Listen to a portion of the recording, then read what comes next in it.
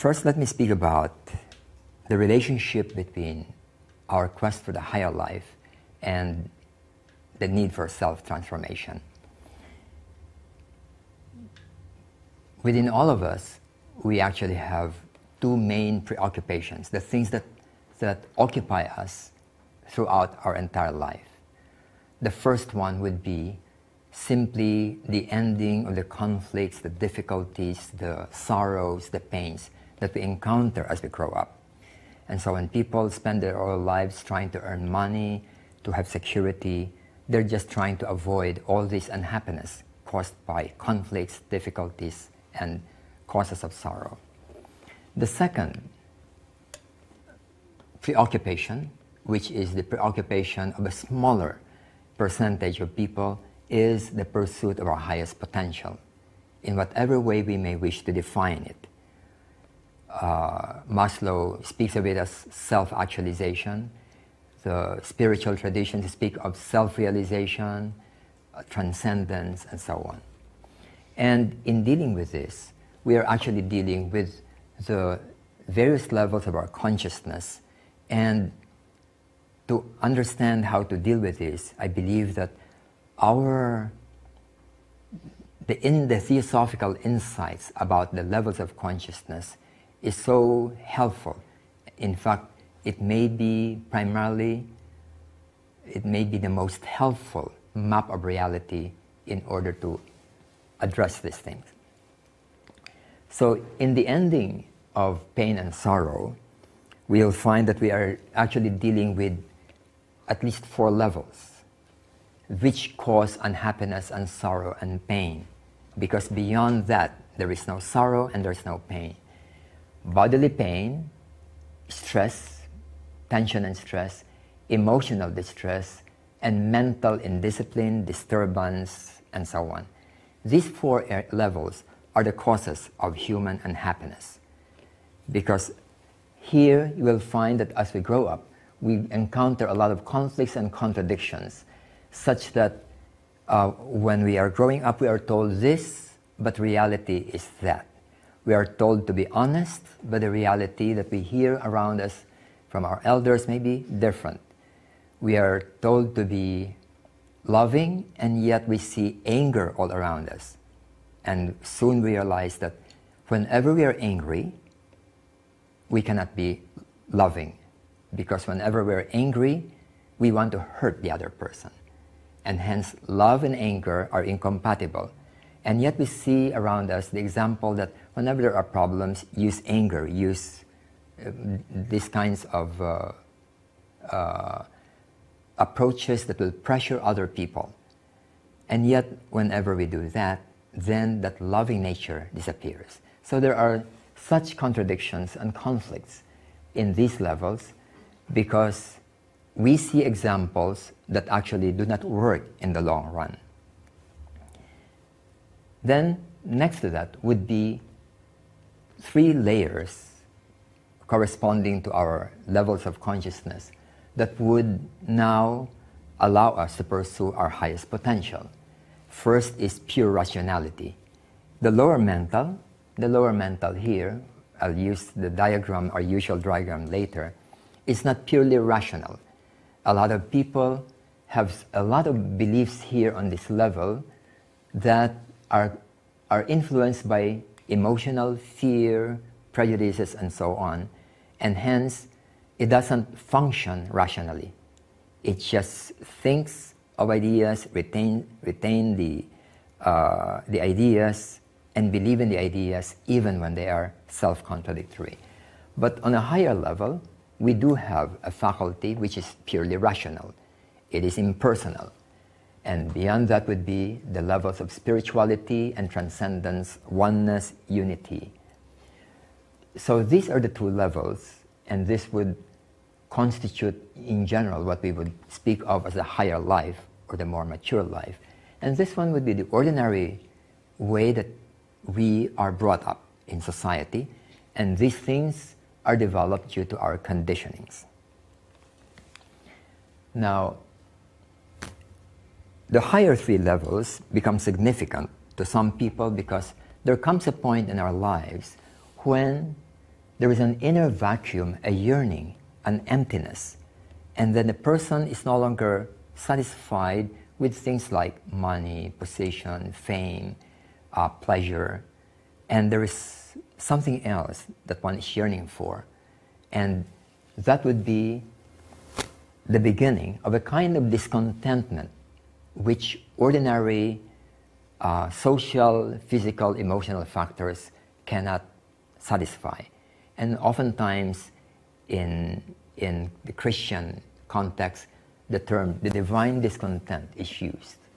And this can only be satisfied by the realization of our higher nature, which would be the higher three levels. And this is the beginning of our spiritual quest. It is the beginning of what we call the higher life. Now, in the higher life, many of you are familiar with the mystical process, so I'll just outline it here. It starts with an awakening, which is this initial feeling that there's something more. There's something which is more important than what society tells us. And then one begins to search for the path, because the standard religious teachings, social outlooks do not give the answer to this inner quest and yearning. And then we go through two levels, which is the awakening or the nurturing of the higher consciousness, and the purification and self-mastery. And after that, then the fruits would be what are called illumination or union and nirvana. Now, it is these two levels that most of us we find ourselves in. To many people, this is irrelevant because the process of awakening has not yet started. In other words, what society says to them is the right thing, the meaningful thing, and they pursue it, whether it is social position, whether it is financial position, or what. So these things, even when they can rationally listen and understand it, it doesn't mean too much to them. It is sometimes said that the mystical life is awakened in about 1% of humanity. This was said by two mystics, two writers. Whether it's 1% or 10%, I really don't know. But it is true that it constitutes a very small percentage. I have many friends who are highly intelligent, and when they learn that I'm interested in theosophy or these things, and then they discuss, and doesn't register much. In other words, in a way, I'm wasting my time to their mind. And to each his own. To them, the usual social, economic, physical relationship life is what would be important to them. But to this 1% or so, it's not just that. There's something more. So these levels correspond to what we study in Theosophy as the levels of consciousness, from the physical, the etheric, the emotional, then the lower and the higher mental, and the spiritual and the transcendent. And these levels could be represented by symbols. This level can be represented by a square or a triangle, whereas the higher three would be represented by an upright triangle. What we might call the outer ego, the outer self, and the inner or the higher self. And for most people, from childhood onwards, it is this that's very active, this lower triangle. In fact, on the first 7 months, 7 years of a child's life, it is mainly on this level that we are active. It's only after the 7th year, it is said in Theosophical literature that this higher causal thinking, higher mental, begins to become active. Now, these two levels have very different characteristics and qualities.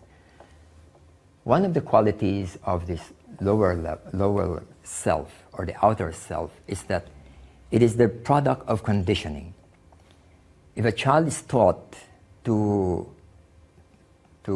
be afraid of something, maybe it's lightning, maybe it's snake, maybe it's cockroach. They grow up with that fear. But when they're not given that conditioning, they grow up without that fear. When they're given a certain outlook, an opinion, from childhood they keep on repeating it, hearing it, then they grow up believing that that is a fact. So this may be true about social values, religious values, personal values, ambitions and life.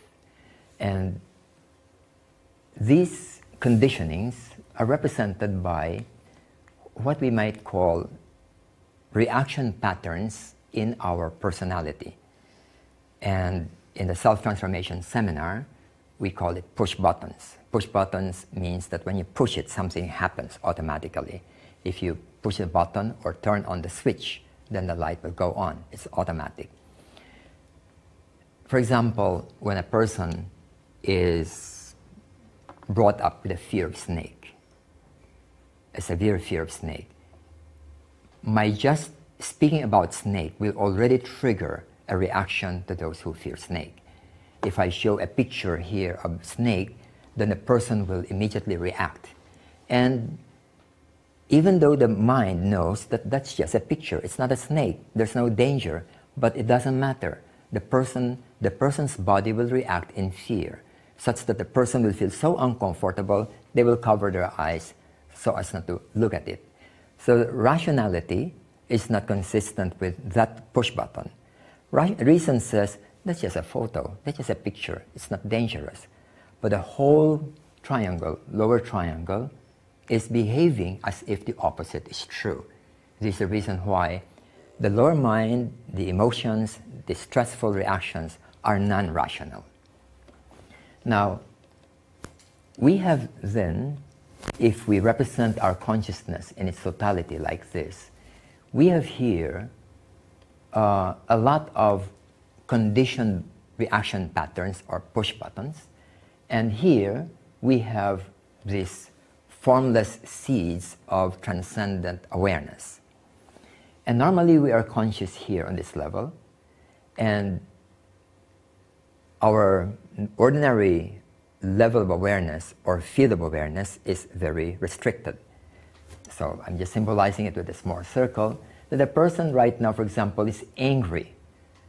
And another part of him or her is caring towards some persons. But in this field, he's only aware of this anger and something else, but not the others. And when this awareness goes to somewhere else, like this one, then he may be loving at that time, but not angry. And yet these two are both there, asleep and ready to be awakened upon the provocation or stimulus from the outside. And when a person begins to become more aware, then more and more of these inconsistencies surface and we become aware of them. And as we become more self-aware, we realize that there are things which we do which is contradictory to other things. And later, when we become conscious of the higher awareness, especially higher rationality, the higher mental, abstract mental, then this begins to influence how these would be handled. Because without this will not be handled very well, since it is based on reactions rather than rationality. And eventually, the aim is to be able to be fully aware of all those so that when there are contradictions, then they are resolved. In the psychology of Carl Jung, he speaks about a person's psyche being composed of many, many components, shadow, ego, persona, and so on. And they are oftentimes contradictory. But eventually, as a person becomes more aware, then there's something else that emerges eventually, which he calls the self with a capital S. And the self is an integrative consciousness that when there are conflicting elements, then they begin to become resolved because of awareness. When we are not aware, so to speak, the right hand does not know what the left hand is doing. But when we begin to become aware that both hands are doing things that are contradictory, we stop this contradiction. So in the same way, Whenever the awareness becomes wider, bigger, deeper, more profound, then this integration becomes possible. And this integration is represented by the six-pointed star, the integration of our lower nature with our higher nature, with a higher triangle as the dominant one. And this I understand to be a symbol of the truly mature individual. The average individual would just be active here and not active there. And when these two are active but not integrated, they begin to experience conflict. When these conflicts are integrated, then they would become symbolized by the six-pointed star as integrated and harmonized. So now, what are examples of these conflicts that we have within ourselves? I mentioned earlier, we'd like to be loving. I say, I love my wife, I love my children, but every time that I'm angry with my wife or my children, that loving nature is pushed aside. They cannot stay together in the same field of awareness because they are contradictory. And so, if I choose a life that is loving, I must do something about anger. If I cannot do something about anger, then my life will just be characterized by the resulting relationships due to anger, distress, jealousy, and other things. Another one would be serenity and fear. Whenever we are afraid, we cannot be peaceful, we cannot be at peace. And yet we like peacefulness. But when we are growing up, we are subjected to a lot of fear conditionings. From childhood, from our parents, then from school, we are afraid of teachers, we are afraid of failing grades, we are afraid of failure, we are afraid of what society will say. And because of that, we find that it's very difficult to attain inner peace because of this fear. If this is important to us, then those things which diminish or prevent serenity must go. They cannot coexist together. Then, selflessness has been spoken of as one of the most important qualities of the truly mature person, the spiritual person. And yet we grow up from childhood to adulthood with conditionings of egoism, self-centeredness, self-importance, fear of being criticized, and so on. And we must have only one. When this is very strong, selflessness just can't happen anymore. And if we'd like to develop non-self-centeredness, then we must deal with these things. Another one is being personal and impersonal. If I'm asked to choose between two persons who are applying for the same job, and one of them is my friend, then if my personal likes and dislikes are very strong, I would choose my friend. But if not, then I'll be impersonal and see who has more merits and who deserves it more. So we, as we grow up, we have a lot of these things. And these come from the conditioning of our lower personality. And when this begins to awaken, then we begin to find that these are also felt sometimes, and then we begin to feel the conflict.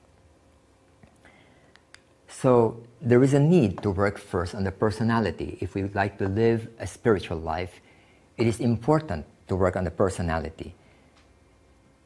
I am almost fully certain that when we just go to the higher, meaning the spiritual, meditational, but without dealing with our lower issues, it can't work.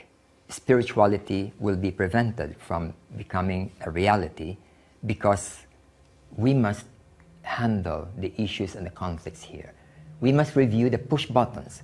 Some push buttons are okay. Some people, for example, brush their teeth every morning. That's a push button because there are people who never brush their teeth and they have no problem. But for those who have this push button, they cannot go out and cannot sleep without brushing their teeth. That's a push button. But if you think that that's all right, then leave it there, because it's a helpful automaticity that will help us healthy. But if there are other things which are not helpful, they must be reviewed and, if necessary, neutralized and replaced. Now, in doing this reconditioning of the lower, which is our first task, before we really work on our higher, there are 4 levels that we have to deal with, as I mentioned. The first one is on the physical level, and not only is it about health or pain, but also tension and distress. We are very familiar with health issues, so I'll not talk about that. Let me talk about distress, stress in one's life. I've been working with many adults for 20 or 30 years, and I find that stress is the beginning of emotional distress. When a person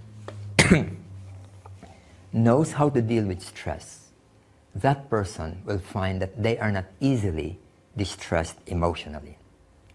So the first step towards inner equanimity must be about learning how to deal with stress and be able to remove congestions and allow them to flow.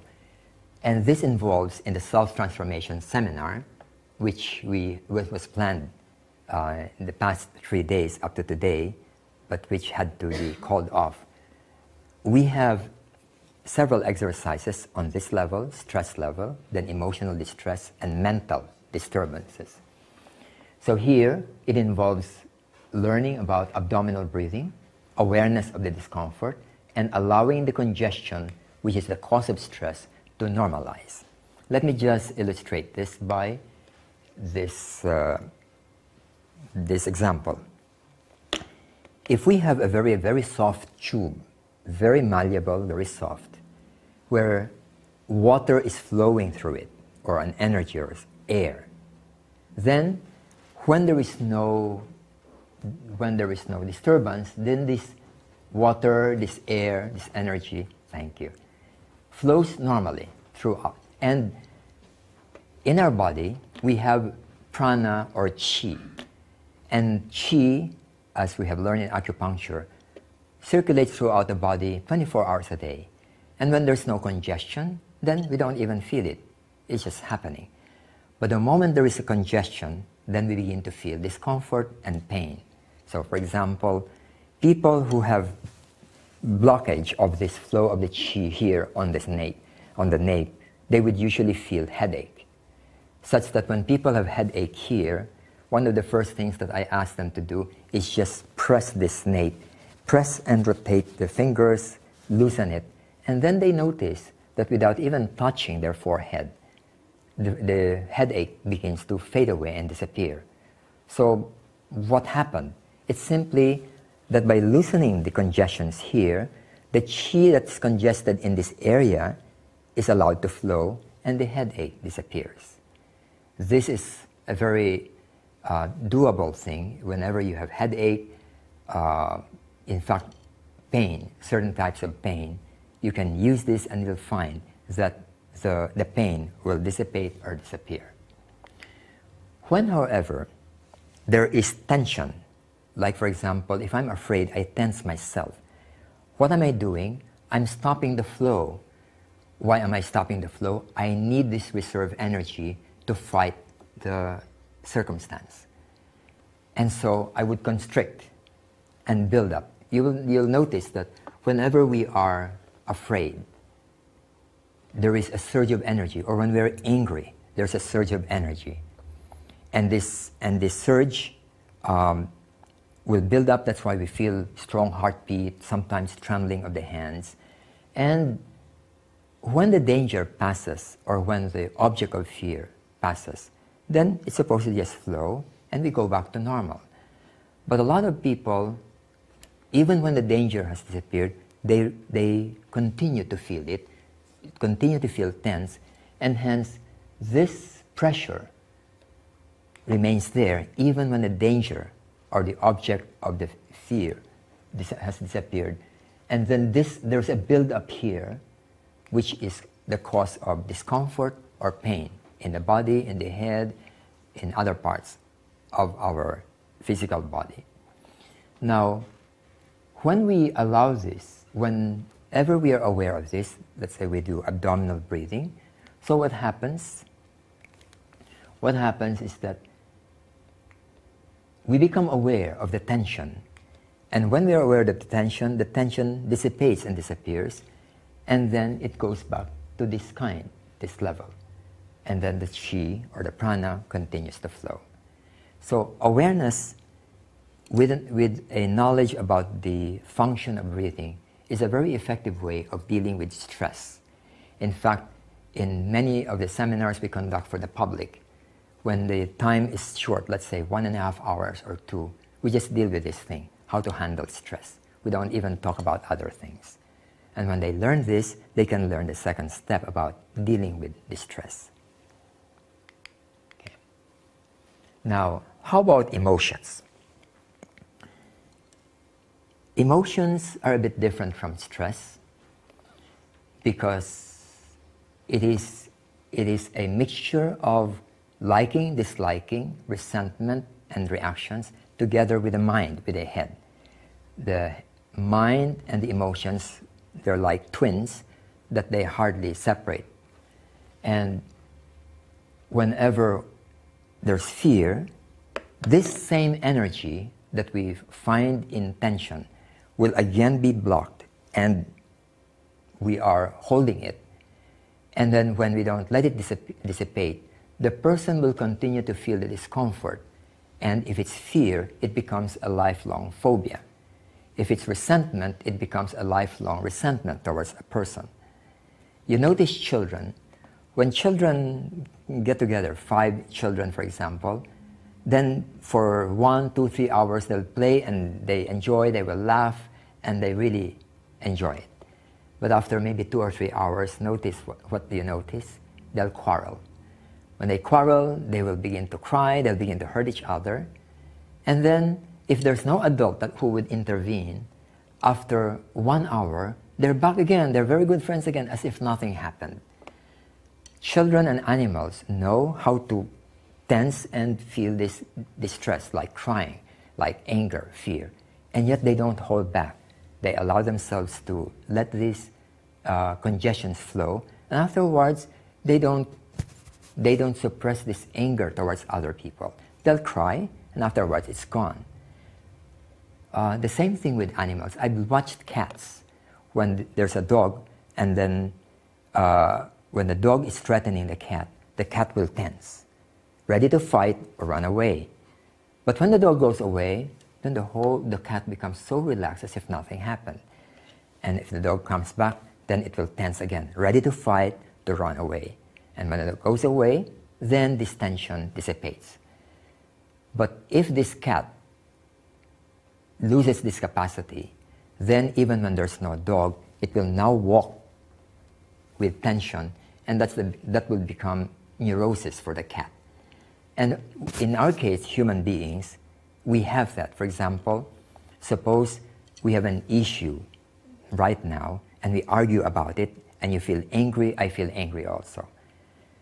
But after the discussion, maybe we have talked about it, oftentimes I still carry my resentment, irritation, or resentment towards you, even though mentally we have resolved it, said, okay, we'll just accept this one, but I still feel anger.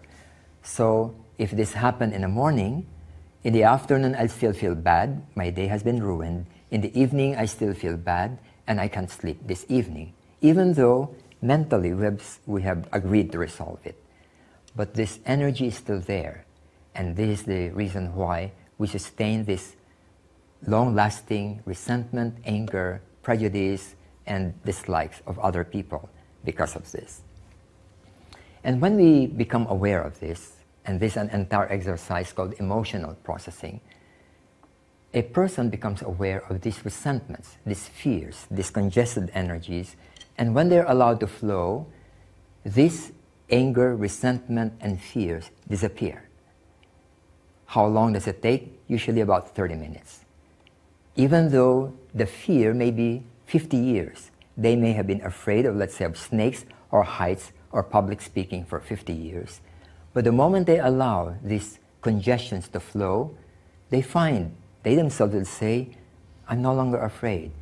And let me just show you. Later I'll show you some photos, because we do this in the self-transformation seminar. We do this in youth camps. I know that a lot of people are afraid of snakes, so whenever we have youth camps, I would sometimes borrow snakes or allow the whole group to go to a pet shop with snakes and allow them to handle. And most of them at the beginning would not handle, won't even go near the snake, even if it is safe. Then we teach them how to use this breathing until this automatic tension of fear of snakes or cockroaches or the dark begins to flow, and then it dissipates and disappears. Then they'll be able to touch the snake without hesitation. They'll be able to go and look for a cockroach, whereas before, when there's a flying cockroach, they would cry and shout and shriek and run away. But after allowing these congestions to flow, they're able to go and even, and I've done this with many of them. I would hold cockroach in my hand and show it to them, and after they have done the processing, I'll say, is it all right for you to hold this cockroach? And they'll say yes, and they'll hold it. Something that they never imagined that they could do 30 minutes before. So this is true not only of fears, phobias, but also of resentments or hatred. People who have there are people who are so angry about some other people for the past 10 years that whenever they think of that person, they will cry, they will even tremble. But after going through an awareness of these congestions, they find that their feelings towards a person just naturally changes. Change to what? Usually it's pity. They would say, you know, I pity the person, but I can meet him now and I have no anger towards him. And the best way to test it is by really meeting the person. And they find that when they meet the person tomorrow or next week, they don't have such reactions anymore. So this is called emotional processing. The principle is like this. In our subconscious, this is our conscious mind, and there is also superconscious or transpersonal. But for now, we'll talk about the conscious mind and the subconscious mind. In the subconscious mind, we have hundreds, maybe even thousands of such suppressed push-button reactions on big and small things. Big things would be phobia and deep resentment. Small things would be just, you know, feeling uncomfortable about something. But many of these things in the subconscious, like phobias or fears, can be very counterproductive or preventive of what one can do in life. For example, the vice president of one of the biggest universities in the Philippines had fear of riding an airplane. She had actually two fears. One was fear of the dark, and the other was fear of riding an airplane. If you give her a scholarship to Oxford University, she will decline it. Why? Because she has to ride a plane to go to Oxford, unless she's willing to go through riding a long boat ride. But she just assumes that it's a plane, she has to ride a plane, and she will refuse it. So she doesn't travel at all. Since she was our friend, when I learned about this, we invited her to our house, and we helped her in dealing with the fear of the dark. And in about 30 minutes, she was able to stay in the darkest place in our house alone. And we just waited outside, and I told her, when you feel that you're okay, then just come out. But if you're not yet okay, stay there and feel it, even if you're trembling. Then after some time, she came out, and he said she's all right. And she has been having this fear for, I don't know, 20, 30 years. She was telling us that her bedroom, let's say, is the living room, and the door is here, and her bedroom is there. Every evening, she has a ritual, because the switch to the light of the living room is near the door. And if she turns it off, then the entire living room becomes very dark, and she has to run, so she would prepare. And then we turn off and run to the room, and she sleeps with the lights on. And this was throughout her entire adult life. But after that, no more. She could sleep in the dark without turning on the lights.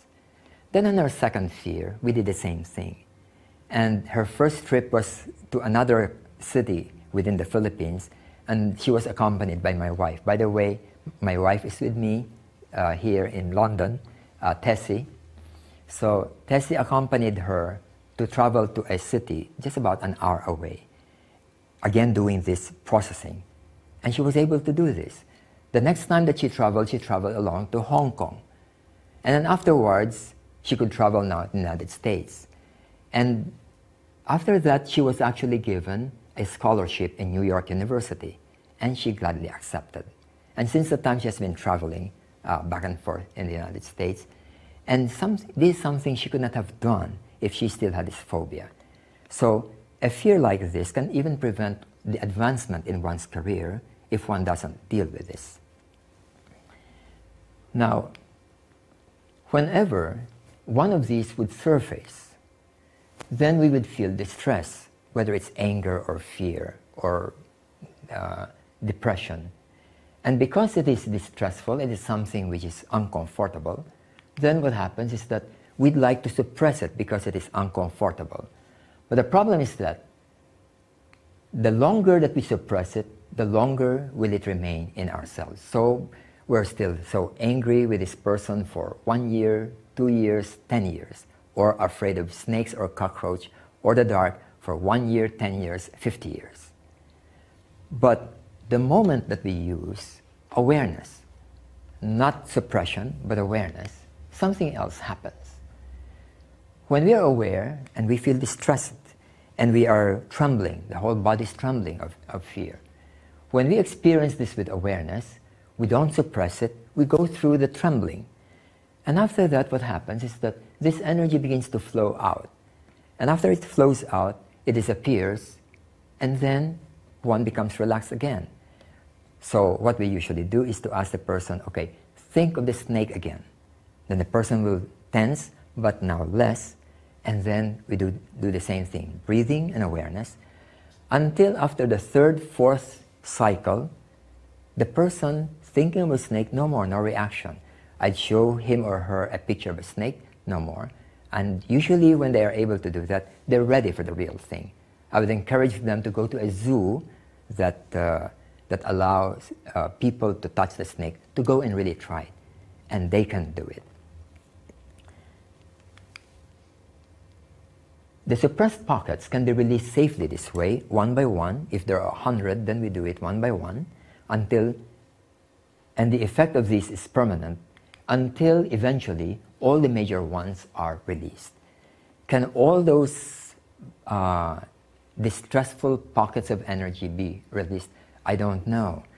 Possibly there are those which are so deep that we cannot even let them surface, and they may only appear in maybe some dreams or other things, and may remain there for the rest of our life. But at least it's no longer bothering us, because if it's bothering us, then it still goes out into the field of the conscious mind. Here are photos of some children whom we brought to a zoo. If we cannot borrow, then we go to where the snake is. And at the beginning, these young people don't want to touch. But after that, 100% of them would be able to touch and put the snakes on their shoulders and neck. And here is a grandmother. Actually, I have another picture here of the mother, but somehow it didn't come out. But all those who go to the zoo, the parents, the children, we teach them how to do this, and they're able to let go of this phobia permanently for the rest of their lives. And so we have been conducting this kind of workshop and seminar for the past 20 or 30 years. And it works. It simply works. If only we have the time, then I can show you how to do it. And if you choose a fear that you may have, it doesn't matter what kind of fear you have, then you will see whether it works or not. Now here are 7 indicators in our emotional nature that if it is present, then usually there are push buttons. Tension and stress, fear, worry, and anxiety, irritation, anger, and rage, they belong to one family. It's just a matter of degree. Here, it's a matter of how that fear transforms itself from fear to worry to anxiety. Anxiety is something which is now very deep, and whenever a person is anxious, the person does not even know what he's anxious about. But when a person is worried, a person knows what he's worried about. But anxiety is different. And when it surfaces very strongly, it manifests as what we call panic attacks. Then resentment and hatred, loneliness and depression, guilt and aversion. I'll just mention something personal. I discovered this because of Krishnamurti. I was still at the university, staying in the dormitory, and at that time I was subject to severe depression. When I lie down on bed at 9 o'clock and I'm depressed, at 4 o'clock in the morning I'm still awake, sleepy and tired, but not yet asleep because of the depression. That was the effect on me. Then one day, I was a new member then of the Theosophical Society, and the librarian showed to me a book. He said, "Have you read this?" I said, "No." It was, "Go and read it." I did not even know who the author was. I mean, I read it, but did not recognize. It was the book Life Ahead by J. Krishnamurti. I happened to have high respect towards the librarian, so I brought it to the dormitory and began to read it. And this book changed my life. It was the beginning of my pathway to dealing with all forms of fears that I had. I had a lot of fears. My greatest fear was fear of heights. If you can ask me to look down from, let's say, a 5th floor, because my whole body would be sweating and trembling. Then the painful memories. I had traumatic experiences when I was younger, and there are things I don't want to think about anymore. But one by one, with awareness, because actually the teaching of Krishnamurti is basically about awareness. With awareness, these things are not pushed back to a suppressed state, but allowed to flow. And when they flow, they really disappear. Maybe Mr. A has insulted me and humiliated me, and he really was a despicable person and an ethical person. Maybe that's true. But the problem is that I have hatred within me, I have anger within me, and it bothers me.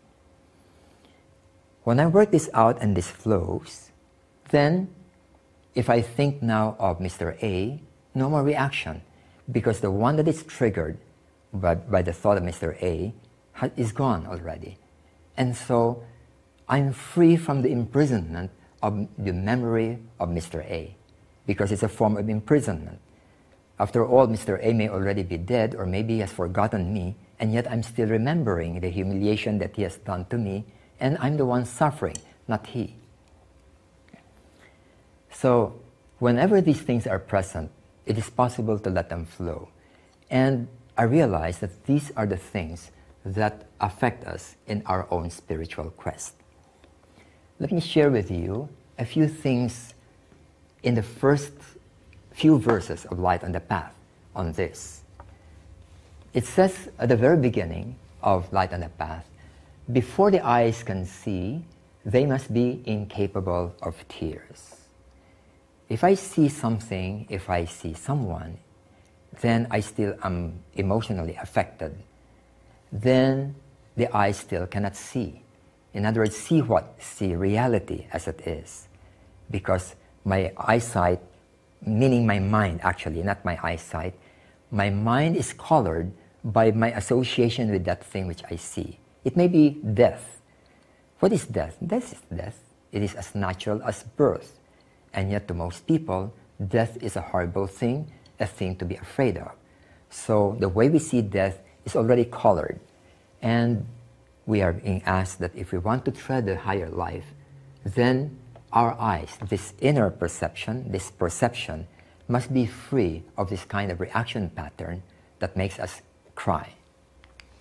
Before the ear can hear, it must have lost its sensitiveness. Sensitiveness to what?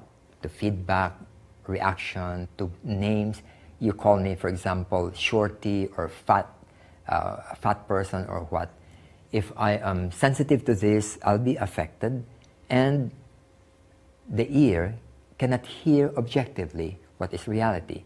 Suppose you give me a feedback, a real, accurate feedback, but which hurts my ego. What I'll do is to block it off and turn it back on you. Who are you to tell me that? Then I don't see the reality or the truth of what you're telling me, because my eyes are too sensitive and my ears are too sensitive to what people say about me in a negative way. And strangely, a lot of people are ultra sensitive to praises, such that they are so affected when they are praised. There was in one case where in the self-transformation seminar we have what we call a feedbacking session.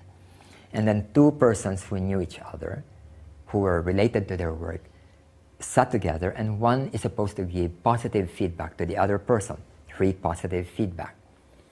But the person who will receive it must first become very relaxed. Otherwise, they don't start yet. And as they started, so they went to breathing to make themselves relax.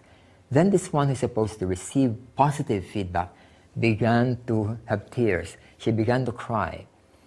And the guideline in this exercise that you don't start until you're fully relaxed. If you're crying, go ahead and cry. And when the crying stops, then you start the feedbacking. It never stopped.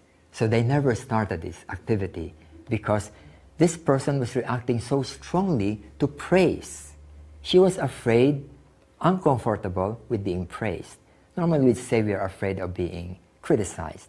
But I've seen a lot of people who are afraid to be praised. They would say, oh, it's not true, I'm no good, and so on. They're uncomfortable with that. Before the voice can speak in the presence of the masters, it must have lost the power to wound. What is it that makes us able to wound other people? It is when we are speaking with anger or insensitiveness. And hence, that anger, irritability must go. Because whenever there's anger, we notice we say things in a different way compared to when we are calm. When we are angry, we tend to want to say words that will tend to hurt the other person. So this must also go. And before the soul can stand in the presence of the masters, its feet must be washed in the blood of the heart. I understand this blood of the heart means that one has gone through the experience of pain and suffering and learned the lessons from these. But in these verses, you'll find that here we are being told all these things that make us react to many of these daily things must go. And what are they? They are the embedded push-button reactions which have been conditioned within us since childhood. We must let this go. Okay, so these are on the emotional level. Then after that, we must deal with the mind. And the third level, which is lower mental, we have to do this by the taming process, which is the first stage of meditation practice. But there's a second stage, which is awareness with or without object. Any meditational practice involves these two levels. Usually people just stay with this for a long, long time, and the most popular meditational approaches are using this. Whether we are using TM, Raja Yoga, Vipassana, or Zen, we start with this one. But after this one is successfully done, then we move on to this without using an anchor. An anchor is a mantra. It can be a spot in the head or the body or the breathing or the counting. So these are the anchors. But after we have done this successfully, we go into a meditation without anchor. Now, in nurturing the higher triangle, there are a few things which we need to do in addition to meditation. It is, for example, it's important to have daily self-awareness or mindfulness, non-attachment, compassion, ethical living, selflessness. And when these are in daily life, not just during meditation period, and when we have attained to a certain level of success here, we are ready for the third level in meditation, which is awareness of the ego center.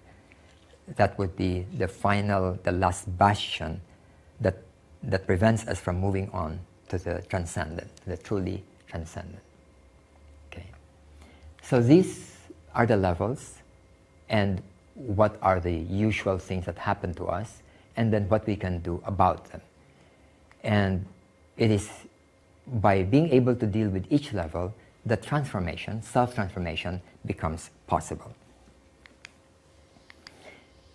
Oftentimes we start, except for the super mature people who are born already mature because of being so advanced in the previous life, but usually we start with a lower triangle, with lack of self-control, our consciousness is limited to the personality, we are full of conflicting conditionings, we have problems in our relationship, and the aim is to be able to attain self-mastery. We chart our own destiny, we become aware of our higher nature, we have effective relationships because of these.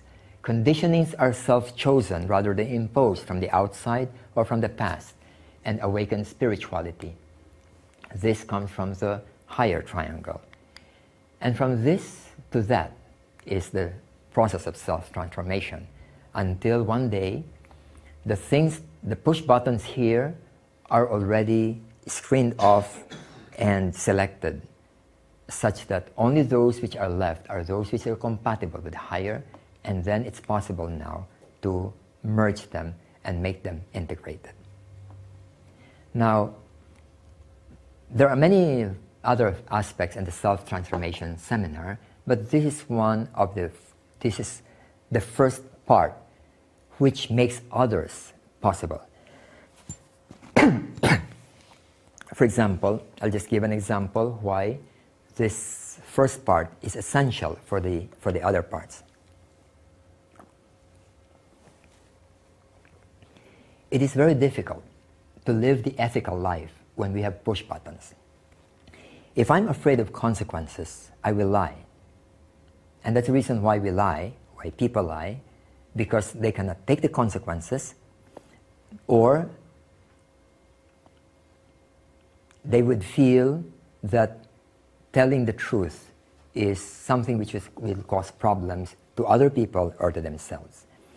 And hence, when we are able to deal with these factors with our lower triangle, and the fear disappears, and there's greater sensitivity, then we are able to practice many of these things that we call virtues. Whether it's justice, whether it is peace, equanimity, whether it is love, then they become possible. And a lot of people find that when they understand the principles underlying these conflicts and what to do with them, then they are on their own, they are able to undertake a process of self-transformation. After the workshop, they have to work on it day by day, week by week, month by month, until they're able to cleanse up the lower triangle and then awaken the higher and live a more consistent, integrated life. We have done this seminar first in the Theosophical Society, and because of the feedback from those who participated, we opened it up to the public. And then today it is a regular seminar that we do not only in the Philippines but in many other countries. Here, for example, would be seminars we conducted for the many Theosophical Societies. We've done this in 20 countries of the Theosophical Society. This in Spain, this in Mexico, this in Brazil. Then we have also done this at the invitation of the government. Several cities, the mayor asked us to conduct it to the staff, to the officials of the city, and we conduct it usually for 2 days. At the beginning, they are very hesitant because they're very busy people. Why would they allocate 2 days of their lives for this thing? They've been going through seminars and seminars. But after going through this, they realize that it is something that is important not only to their work, but also to their own life and family relationship, to their own equanimity and inward peacefulness. Such that in one case, the mayor, after conducting the first batch, wanted to do it, to have a follow-up in the same city. Then here is a school, a Catholic school, that who asked us to conduct it for their teachers. Because when teachers don't know how to handle their anger, what happens is that when they're already so frustrated and so irritated, they begin to act no longer as a loving teacher, but as a fearful teacher. So this we have conducted this to many Catholic schools. Here is to the military. In the Philippines, in the southern part of the Philippines, we have a problem between armed conflict between those who like to, they are rebels, versus the government troops. And the general of the Southern Army asked us to conduct this seminar to their soldiers, because a lot of the soldiers undergo a lot of trauma in the process of fighting when they go into the battlefield. And I think you're aware about the effect of traumatic experience on soldiers, and they develop a post-traumatic syndrome, and it affects the rest of their lives. So they found this very helpful. And the general who invited us to conduct this to the soldiers became their superintendent, the CEO of the most important military academy in the Philippines, the Philippine Military Academy, and he asked us to introduce this seminar to all the graduating students. The PMA is equivalent to West Point in the United States. All the top officials, generals in the Philippines, all come from here. The moment you graduate here, you immediately become a lieutenant. And then they go by batches, and eventually they become the chief of staff, the head of the Army, head of the Air Force, and so on. And I learned something while I was conducting this in the Philippine Military Academy. The superintendent told me that in the life of an average soldier, they only spend 7% in actual battle of their life. 7%. What do they do for the 93%? Just wait.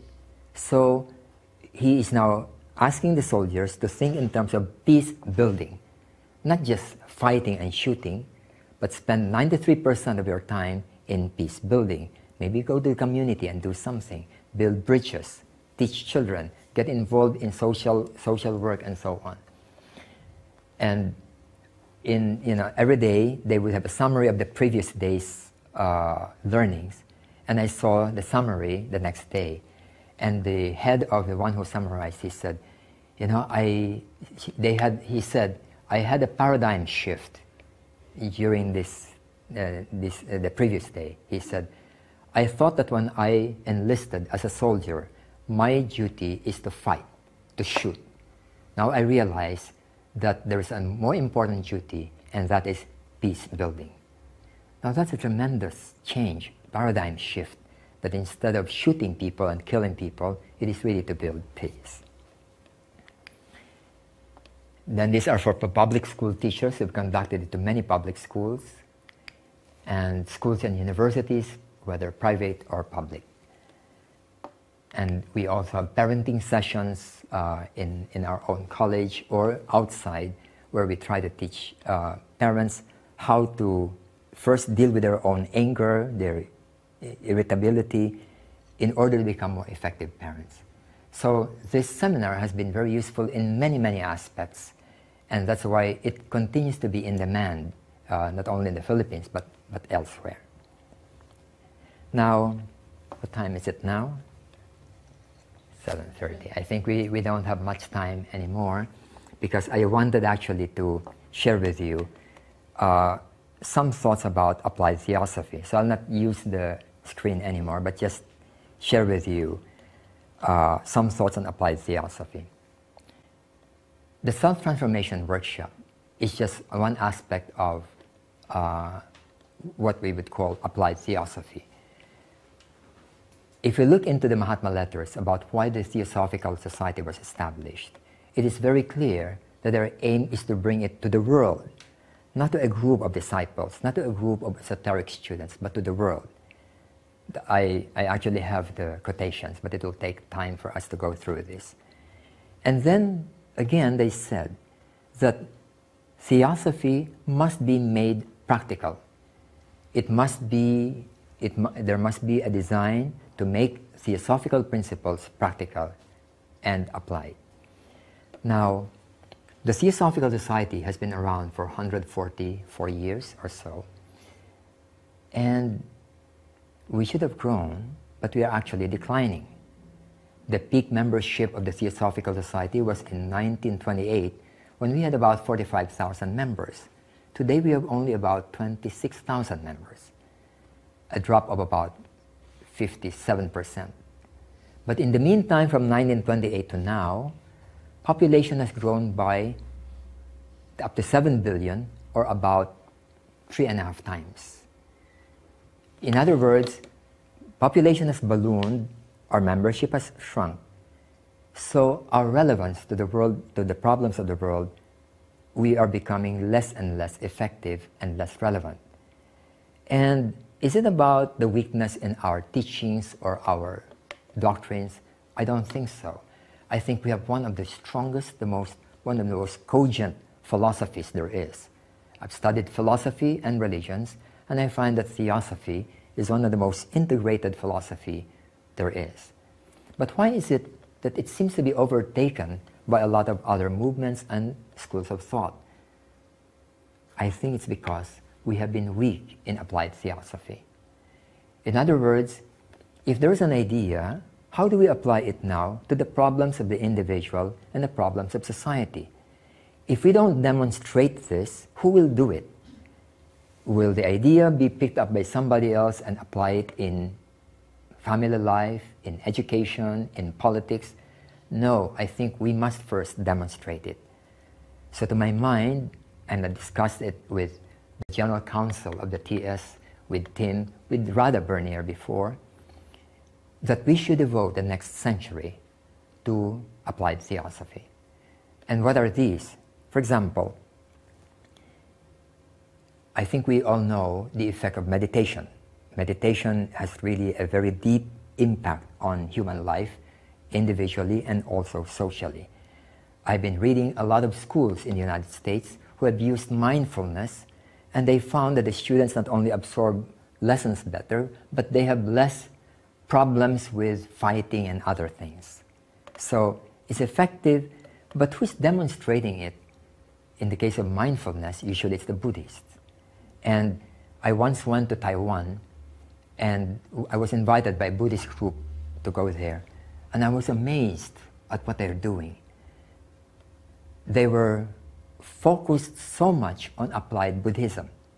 So they have radio programs, television programs, they have newspapers, they have schools, they have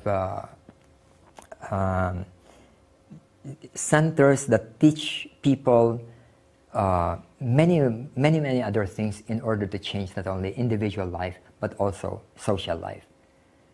And I realized that many Buddhists, other religions have done this. Catholicism, Christianity are doing this. But in the case of Buddhism, I saw how they planned it. Now, in the Theosophical Society, we have not, for the past, 100 years, given out to the world a system of meditation that people can adopt. So how are we going to help people learn meditation when we don't offer them this thing that can be done by young children or by anybody who's not even interested in the spiritual life? And who are the ones who are doing this? Transcendental Meditation, TM, of Maharishi, has done it on a wide scale. Vipassana, which is a Buddhist group, they have done this for 10 days of seminars, and this all over the world, and very successful. Then people like Thich Nhat Hanh, then Zen. How many Zen monks are there in the world? Not many. And yet Zen meditation has become a byword, such that if you really want to learn equanimity, go and learn Zen meditation, even if you are not going to become a monk or hope to attain Satori. But businesses have found that if they expose their executives to meditation and mindfulness, they become more effective, they become more creative. So why don't we do something along this line? In other words, not just meditation for us, but for the public in general, anybody, whether they believe in one thing or another does not matter. But rather, here is a method, an age-old method, that if you do this, this will be the effects. And it has got nothing to do with belief systems. So in the General Council, we have agreed that we're going to develop 1 or 2 such approaches. And now it's being tested. We are testing it in the Philippines, and if it really works for the public, then we have something to offer to the public in general, not just to esotericists or those who are pursuing the spiritual life.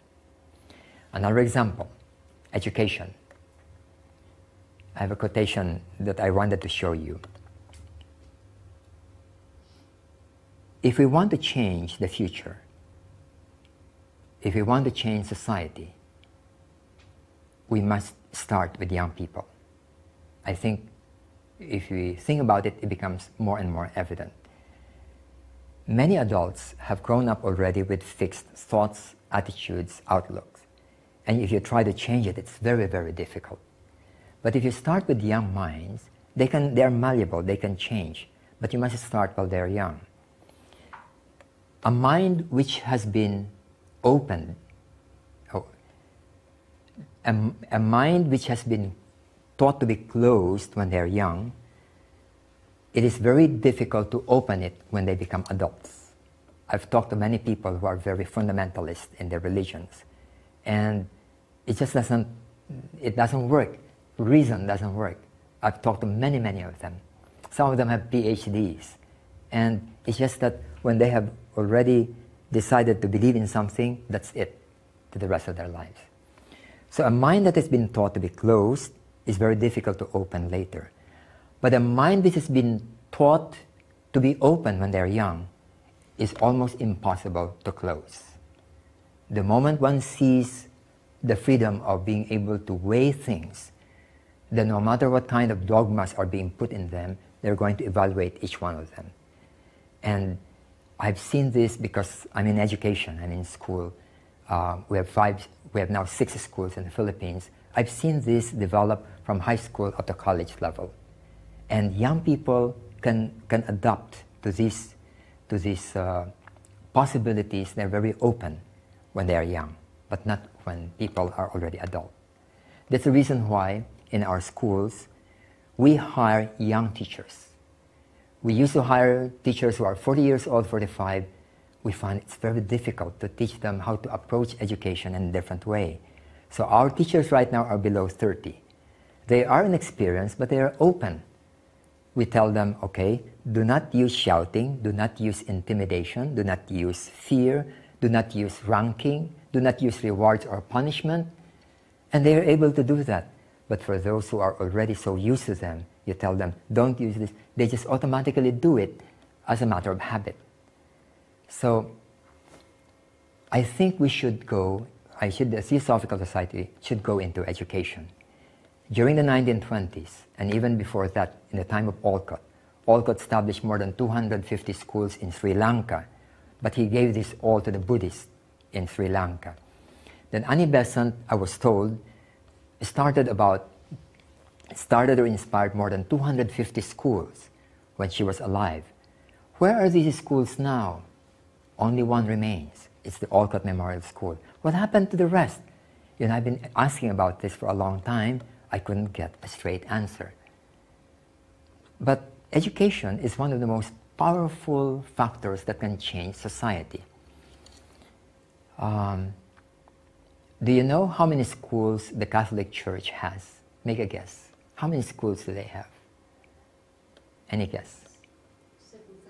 7,000. 7,000. Guess again. 20,000. Guess again. You mean worldwide? Worldwide, Catholic Church. They have more than 200,000 schools. 200,000 schools. How many students? Make a guess. If you total them, how many students do they have? And that's how many they are influencing. Make a guess. Okay. They have 52 million students at any one time. 52 million is the combined population of Australia, New Zealand, Sweden, Norway, Finland. 5 countries, you total them, it's not even more than 52 million. You are like influencing 5 countries every day for 10 months a year, that's how powerful education is. Now, Waldorf School, I think you're familiar with them. It's what started by Steiner, and it was only started in the 1930s when Steiner started anthroposophy. How many schools do they have right now? They have more than 3,000. In the past 70 years, they established 2,000 schools, which means about 2.8 schools every month. Open up new Waldorf school. How many schools do we have in the Theosophical Society? We have right now 7. 6 in the Philippines and 1 in India. And I'm asking Tim Boyd, start another one in India. And we are now trying to convert the TOS schools, which are charity schools, to become Theosophical schools, and so on. So, and Argentina is planning to do the same thing, open up the school. I think it doesn't matter where we put up the school, so long as the school is theosophically oriented. When we say theosophically oriented, it doesn't mean that we must be teaching theosophy. No. A theosophical school is a school that tries to nurture certain qualities of thinking, of character and personality in an individual. Whether one believes in this or that one is not even essential. What Maban Blavatsky says is that we must develop free minds, free individuals, intellectually free, morally free, and selfless. So it's not about teaching them theosophy, reincarnation. If it's true, they'll adopt it. If it's not true, they'll reject it. And in the same way as the TS has no dogma, so bringing up children should be without dogma, but letting them become inquisitive, open, and free.